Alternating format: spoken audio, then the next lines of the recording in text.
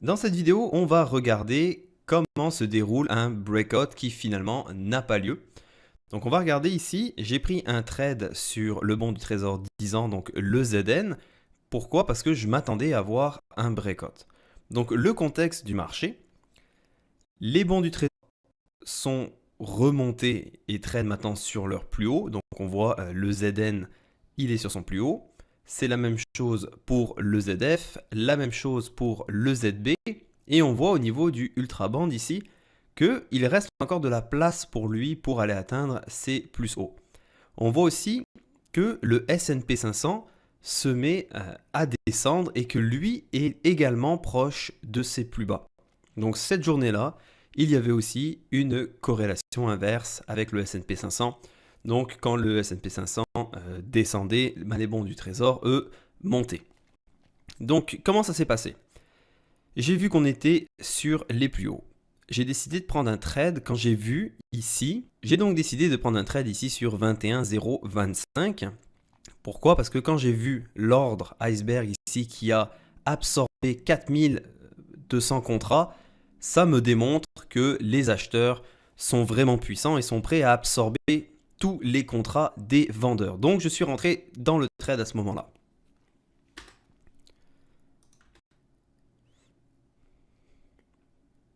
On voit le S&P qui doucement s'en va vers ses plus bas. On voit également sur tous les bons, quand c'est en vert, on voit qu'il y a un tick up sur tous les bons. Donc pour l'instant, tout se passe bien. Le S&P, vous voyez, qui approche ses plus bas. Donc là, ce qu'on veut pour un breakout, voilà, c'est exactement ça. Que les ordres ask ici se retirent dès que les acheteurs les attaquent. Mais là, on voit le S&P 500 qui remonte. Et on voit maintenant que les bons ont de la difficulté à maintenir les plus hauts. Et donc là, on voudrait voir plus de bleu, donc plus d'agression de la part des acheteurs.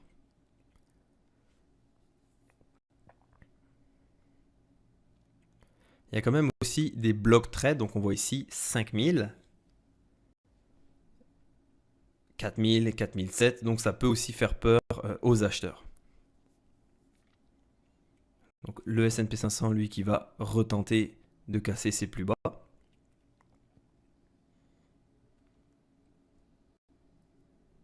Et donc vous voyez maintenant les contrats des acheteurs qui sont complètement absorbés par les vendeurs et on commence à avoir ce backticking.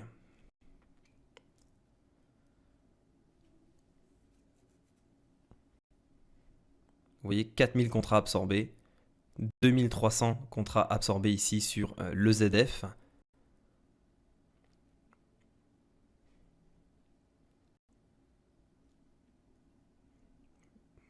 « 5300 contrats.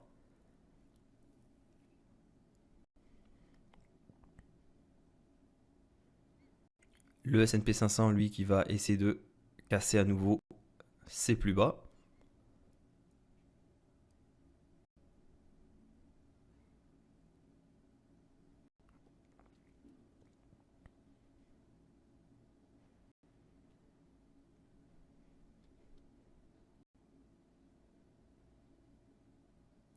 Et donc le S&P 500 n'y arrive pas.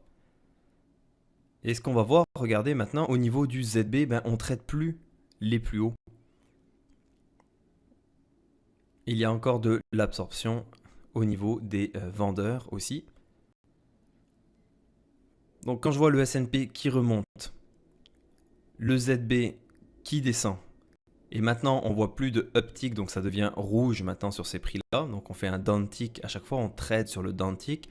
Ça va commencer à être un indicateur. Bon peut-être que ce breakout-là n'aura pas lieu. Pourquoi? Parce que les acheteurs ne sont pas aussi présents et ne sont pas aussi forts que je le pensais.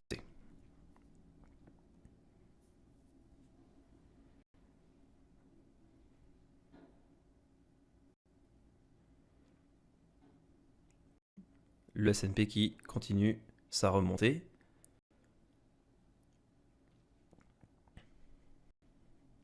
Et voilà, downtick sur le ZF, downtick aussi sur le ZN. Et on voit cette fois maintenant qu'on trade sur notre point d'entrée.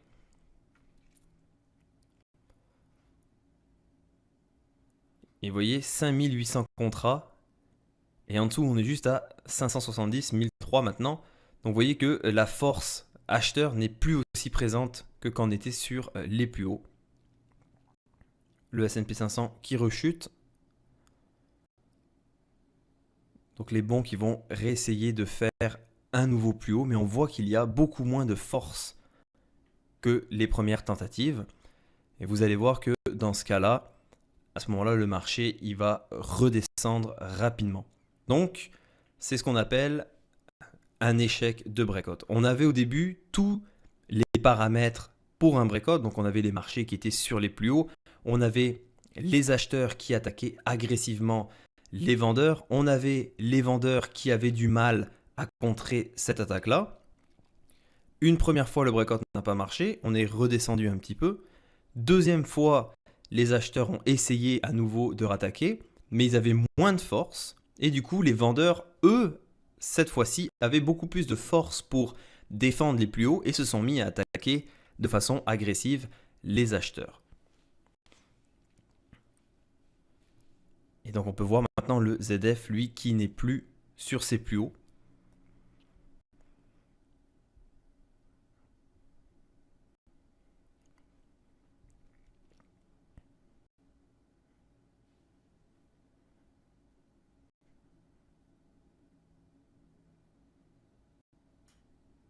Donc le S&P aussi qui essaye de revenir sur ses plus bas, mais qui malheureusement n'y arrive pas.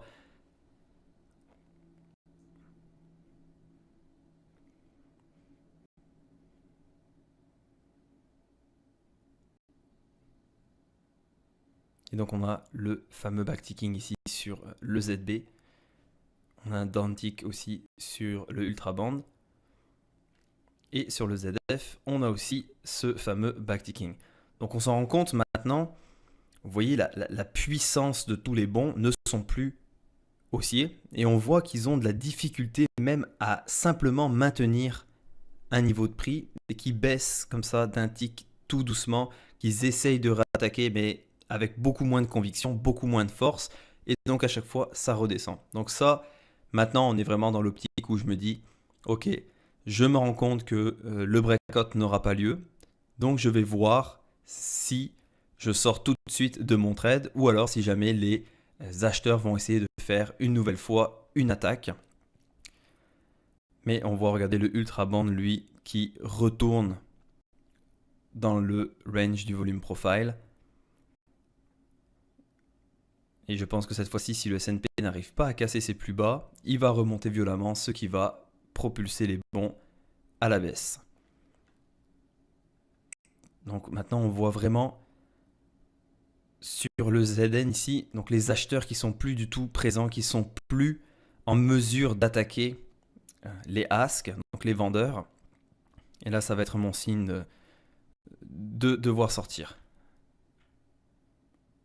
Le S&P qui échoue et qui va remonter. On voit aussi également sur le ZF, vous voyez comment le volume profile ici, c'est épaissi. Donc ce qui veut dire qu'il y a une zone de combat. Et donc à ce moment-là, vous voyez, ici on a 23 000, et ici on a 1600, 900. Donc à ce moment-là, cette zone-là devient un point de pression. Donc ce qui veut dire que si le breakout n'a pas lieu, que le marché redescend, ça va être facile pour les vendeurs de ramener le prix sur ces niveaux. Pourquoi? À cause du point de pression qu'on a ici.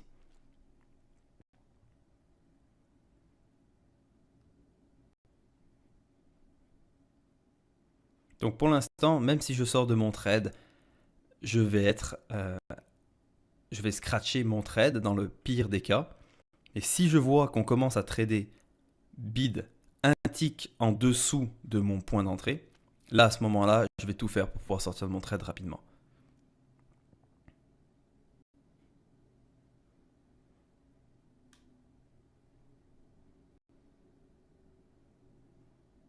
Donc on a encore de l'absorption des acheteurs par les vendeurs. On le voit très bien ici sur le ZF et sur le ZN. Et le S&P 500, lui, qui reprend sa remontée.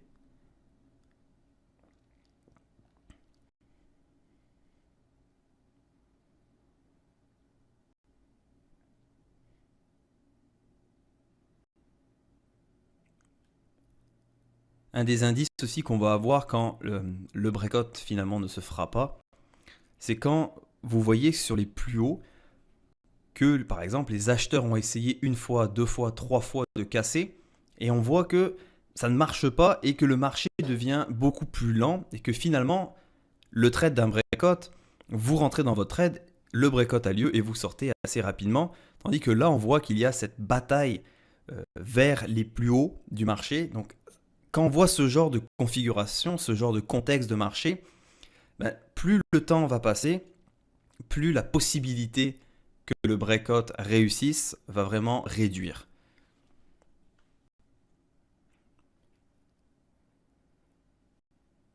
Et donc, regardez aussi comment le ZB, lui, est revenu dans son volume profile.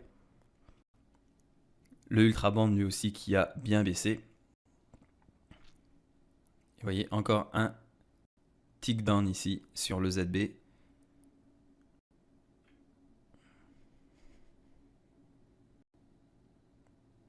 Et le S&P qui continue sa remontée.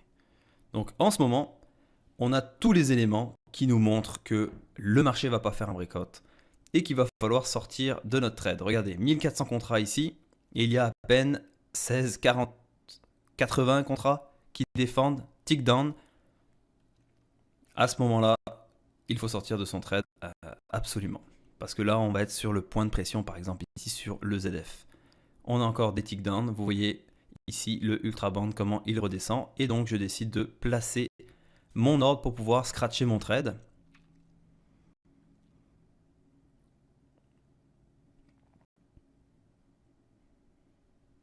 En espérant être sorti, sinon je devrais prendre un ordre limite.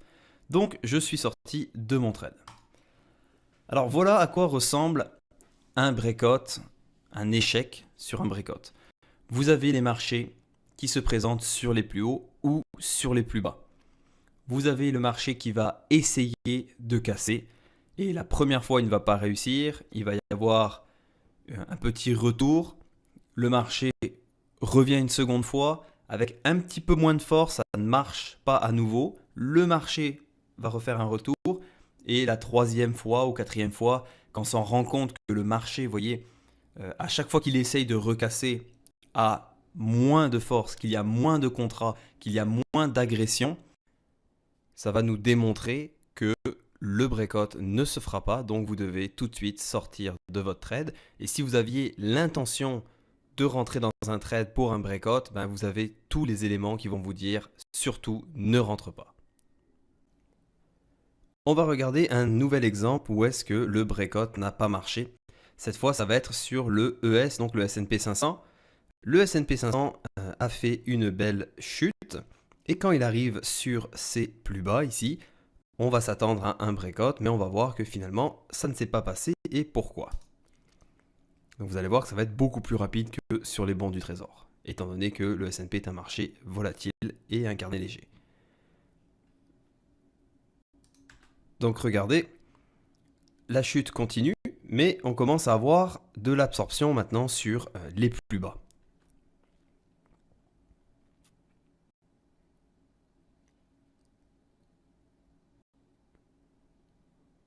Et vous voyez le backticking qui commence. Donc ce qu'on appelle vraiment la rejection des plus bas.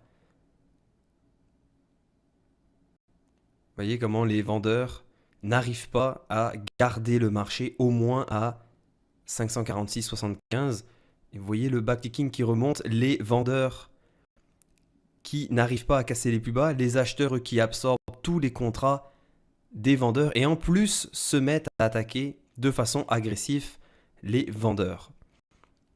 Donc dans ce cas-là, vous allez voir que le breakout n'aura pas lieu et on va remonter très rapidement.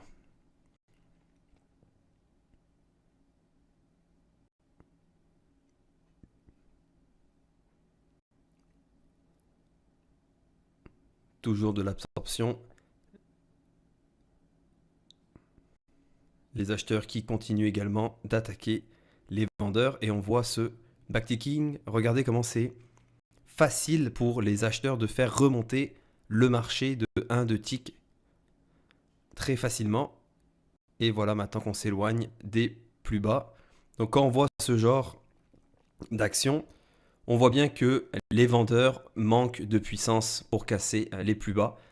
Donc en aucun cas, on va essayer de prendre un trade pour essayer d'avoir un breakout. On va attendre une meilleure configuration du marché et un meilleur contexte. Vous voyez que c'est beaucoup plus rapide que l'exemple qu'on a vu précédemment. Donc vraiment, le S&P, lui, il va essayer de casser les plus bas. Si ça ne marche pas, dans les quelques secondes qui suivent, vous allez voir un retour dans le range ici, en haut. Et donc voilà, le marché qui remonte très très facilement. Donc on a bien vu que les vendeurs n'avaient pas assez de puissance pour continuer la baisse.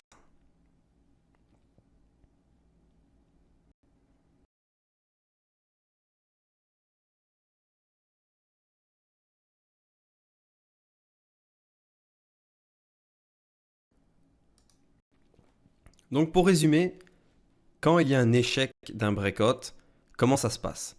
Donc les marchés arrivent sur les plus bas. On va revenir dans la vidéo. Voilà. Donc les marchés se retrouvent sur les plus bas.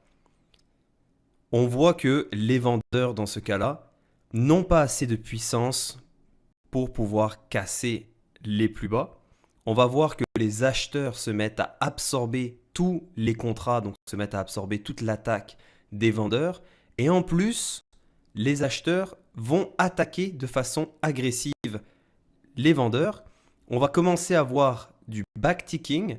Et quand on voit que le marché n'ira pas plus loin, et on voit que pour le marché, il est facile de remonter 1-2 ticks, après ça redescend un petit peu, 1-2 ticks, ça remonte, à ce moment-là, on a vraiment la confirmation qu'il n'y aura pas de breakout. Donc si vous étiez rentré dans un trade short sur ces niveaux-là, quand vous voyez le backticking et vous voyez qu'il est facile pour les acheteurs de faire remonter le marché, vous devez absolument sortir le plus rapidement possible de votre trade.